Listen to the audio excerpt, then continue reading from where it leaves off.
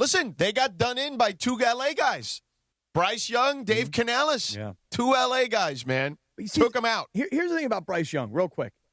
Over the last few weeks, I know that we have said on the air, I remember saying it just like this.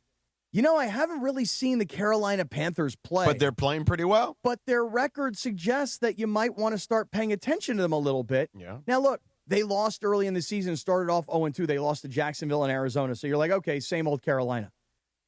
When you look at who they've beaten, now all of a sudden the Cowboys look like they're getting significantly better with a huge win on Thanksgiving over the Chiefs.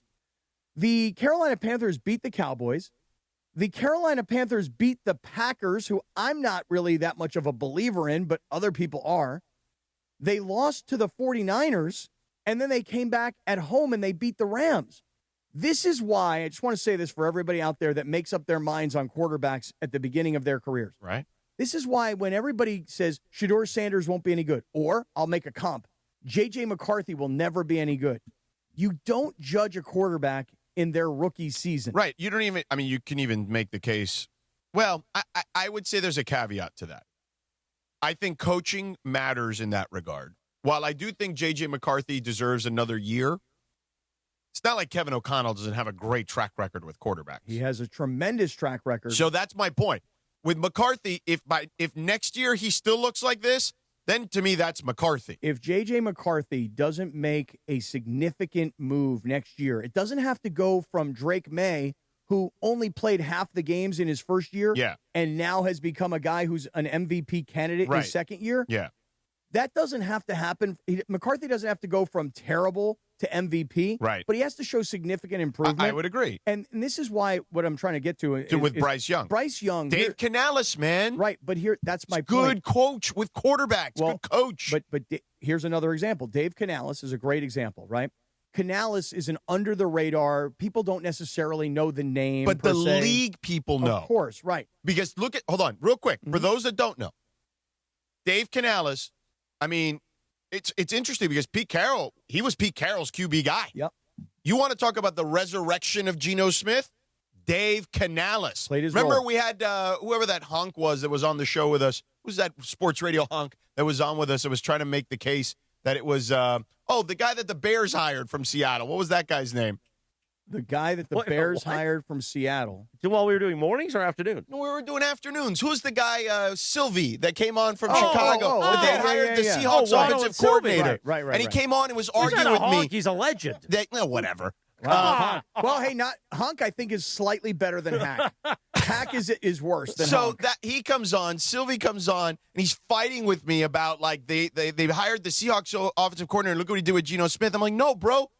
Everybody that knows anything about the way that inner workings worked in Seattle was Dave Canales, who turned Geno Smith around. Then Dave Canales goes to Tampa. He turns Baker around after his short stint here with the Rams. And now look at him a year later with Bryce Young. This guy knows how to coach quarterbacks. Shout out to Carson. Yeah, it's a good example because here's the other part of it is, okay, so. You didn't shout out Carson. Well, shout him out. You shouted him out. Carson, man. Shout out. Guy's a Carson native. But here's another example. You called Sylvie a honk. I know, honk. Well, you call JT the Brick a hack. Honk, hack. Can't compare JT and hack Sylvie. Honk. Yeah, it's a hack. It's a hack. Sylvie's been an afternoon drive in Chicago for like 30 years. That's fine. I say it lovingly. Oh, it's with love. You see the difference? See, he says it with love. You say it with venom. See right. the difference? For the record, I didn't say anything. Mine is with a smile. Yeah. Yours is with fangs. No, after this Thanksgiving holiday, I'm a new me. You are a new you. You're a much nicer, calmer, sweeter. Anyway. Here's the point. Yes. So you look at a guy like Dave Canales, right, and you put him together with Bryce Young, and you say, here's a quarterback coach. Here's a guy who knows how to coach quarterbacks. Yeah. And he's not going to give up on this guy. And Bryce Young has already had to go through the hard times. I actually thought hard times, Daddy. I thought it was interesting that Drew Brees was on the call yesterday. Yeah. Because Drew Brees, in the early parts of his career, oh my God, was with Marty Schottenheimer, and Marty was the boss. And when Drew Brees, I remember a game, the Chargers were playing the Steelers in Pittsburgh, and Brees was benched in the game by Schottenheimer. And by the way, it hurt your feelings and it hurt your ego, but it made you better. Bryce Young has already been benched. Correct. In his career. He's been humiliated. Yeah. He's been replaced by Andy Dalton. Right. But because you don't by the give way, up. by this coach. Yes, right. You don't give up on a guy just because he's not playing well and you have to pull him up because it's better for the team to give somebody else a shot. So Canales is a great example with Bryce Young. Let me make another quick comparison for you. When you look at what happened with Caleb Williams, and I'm going to remind everybody. Oh, here. Mister, I almost got 15 points this week. He was out on Caleb Williams week 2. Still not fully on board. Dude, he's keeping the trains running on time. If you're not on board, but listen, if you're not on board with Caleb Williams, let me just make this point to you, okay? Yeah. When Caleb Williams was drafted, and you and I had this conversation because we went out to USC, we watched Caleb on his pro day. We did. Everybody in the NFL showed up that day, right? So Caleb Williams, I made this point to you. He was the number 1 overall pick, but remember the Bears, the season that they picked him, they were 7-9. Right. They were not 1-16. That's usually the team that gets the number 1 pick. The Raiders are going to have the number 1 pick in all likelihood because they're the worst offensive football team, perhaps in the history of the NFL. It might be history. I think you're right on. But by the way, can we go to our YouTube update desk real quick? Yes. Do we have an update? Yeah. Fernando Cabrera, 4455, just donated $5 to our YouTube.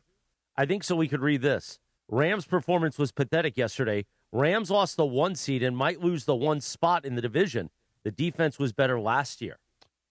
Okay, we will address those things momentarily. I just wanted to read it before Cappy finish his point. Well, it's a $5 contribution. No, it's nice, but Cappy, just wrap up your point and we'll get to that. it. At a $20 contribution, you do we break in. $10 contribution, then you could talk. At a $20 contribution, we break in. At a $5 contribution, the we rule? say thank you. No, go ahead. That's very generous. All right, but go ahead. Don't give up on the quarterback, basically. You don't give up on the quarterback. Here's why. Yeah.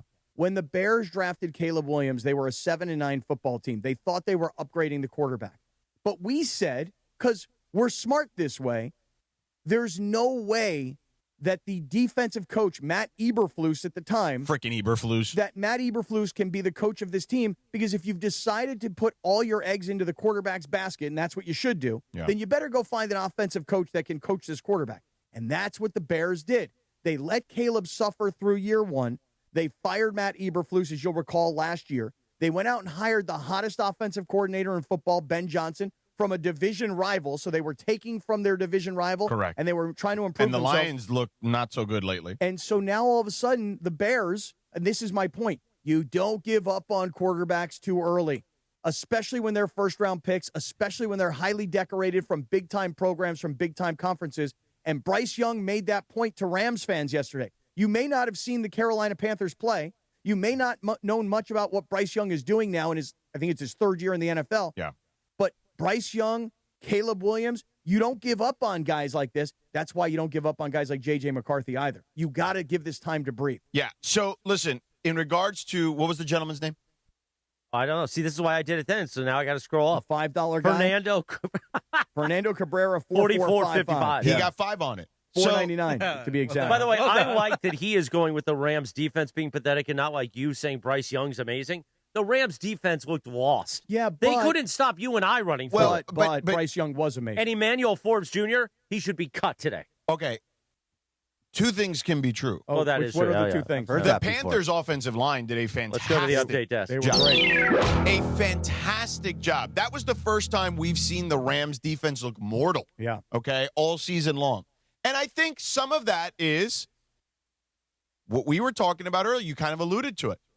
You're feeling yourself a little bit. Oh, yeah. You know, it's late in the year. You're the 1 seed now. The whole national story is the Rams are far and away the best Stafford team in was football. going to be the MVP. No, I'm telling you, after last week, it went from, hey, the Rams are really good, to the Rams are far and away the best team in the NFL. Right. Matthew Stafford can do no wrong. The guy just throws touchdowns, never throws interceptions. The Rams are destined for the Super Bowl. That was the conversation last week, and then you're playing the Carolina Panthers. And to the guy's point about the defense, I don't think the defense was better last year. The defense was pretty rough I would say, for the first 2/3 of the season. It really wasn't until the last third of the season they turned it on, or they were able to click and finally figure it out, because there were so many young guys on the defense last year. So Mr. 5 on it, I would push back on that, because they've been way more consistent throughout this season, this one particular instance aside. Last year, I'm not joking,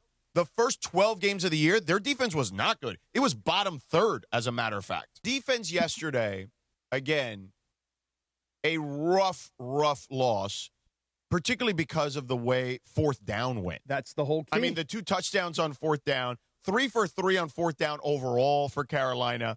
I'm with you on that. But let's not absolve Matthew Stafford either, who, by the way, had been perfect for like 7 weeks. Right. And look, it's record one thing. 28 touchdown passes with no interceptions. No interceptions. And then immediately after, it gives up 2 interceptions. But it's one, listen. Pick six, and then the fumble recovery. Don't forget that one. We have all those sound if you ever want to hear We do. We will. I want to just say this, though. The first interception, people might look at that and they go, well, that's not really on him. The ball got popped in the air. No, it's 100% on him. He was late. He threw the ball. Yeah. It hit the defensive lineman in the face. Yeah. And then the ball went and popped up. Right. So it is on the quarterback in this particular case. The second one, which we've seen Matthew Stafford early in the season get picked, and we're like, oh, that was a bad throw. This was an uncharacteristic bad throw by Stafford. Right. You don't see that often. No, and it got picked, and it got taken to the house. The fumble at the very end of the game, which was the clincher for Carolina, that's one of those moments where you're like, we've just not seen Matthew Stafford. I can't remember one fumble all year long where he's been hit and lost the ball. Right. And he was late on the Nakua one that he threw a pick afterwards. And to your point about Emmanuel Forbes, Morales, too, Emmanuel Forbes has been really, really good this season. Yesterday, he was not very good. Gave up those long touchdown passes. They were targeting him. Right, they were. But for the most part this season, he's been one of their best corners. But those fourth down plays, George, I love how Chris wants to cut everyone already. Right, immediately. Fire him. Yeah. Cut him. They were targeting him. And guess what? It worked. It yeah, happened. but you know what? It's one game. But on those fourth down plays. Cornerback might be the toughest position to play in the entire sport. Well, that's why you it's the second highest paid. Right. You can't touch anybody. Like, it's insane how hard it is to play corner. But on fourth down, okay, these were not like, because both of them were fourth and short. I think one of the touchdowns was 4th and 1 and one was 4th and 3. Yeah. These were not like run 4 yards and let's hurry up and get you the ball and let's just pick up the first down. No, this was let it rip. The first touchdown was a deep ball where the receiver got behind the DB, Forbes in this case. And the second one was where Bryce Young had a lot of time. And he was back there looking around, taking his time, and then he finally let one go. And he went deep again. So I watched Scott Van Pelt Sports Center last night when I got home. And, he has Tim Hasselbeck every Sunday. And Hasselbeck does a fantastic job of, like, breaking down, like, how teams won. And he showed how, like, Bryce Young, like, had such a clear path of vision to throw the football. And what he says is, look, he's a smaller guy. So if you muddy that picture up for him a little bit, particularly up front, he struggles a little bit because he's got to move backwards or move laterally. He's like, but if he's got a clear picture in front of him, forget it. He will carve you up. Well, that's why this kid, again, was a top-level high school quarterback coming out of high school. Cathedral. Was a top-level quarterback at Alabama, right? Yeah. And then Alabama, And so when you play at the highest level of Southern California, L.A. high school football, and then you go and you play at Alabama, and then you're a first-round pick and a top overall pick, and Heisman fanfare and all these other kinds of things. You are talented. Yeah. But you're also 21 or 22, and you're a kid being thrown into a bad organization, and it just takes a little bit of time. And that was the biggest win of his career. All right, coming up. Wait, another one? You got an update. Bergie's going to hit sound. Go ahead. So this is from Panthers Radio. It's the Bryce Young to Tedero McMillan. Entering today in Carolina's 6 wins, fourth down has been their friend. 13 of 16 on fourth down. On the season overall, 19 of 28. Nobody in the NFL has more fourth down conversions than the Panthers. It's 4th and 2 from the LA 43. Rams crowd the line of scrimmage with a one-high safety look. Bryce off play action. Has time in the pocket. Throws downfield for McMillan. Makes the catch at the 20. He's got the 10, the 5. Touchdown, T-Mac. Touchdown, Carolina. And the Panthers take the lead with 6:34 to go. I'll tell you what, I give Bryce a lot. Anish Shroff on the call there. ESPN's Anish Shroff, who does Carolina Panthers football. And you know who he beat on that play? Manuel Forbes Jr. By the way, Tedero McMillan, though, is going to be a superstar at wide receiver. He is only in his rookie season, and he's come on really strong in the last several weeks. Do you see that Bryce Young also is the youngest quarterback to have 11 game-winning drive? 11. He's the first, the youngest to get to 11 fourth-quarter game-winning drives. Yes. Yeah. It's hard to believe, right? Because you feel like you're missing his whole career. Because you're not even like watching. He was so bad for so long, and now he has 11?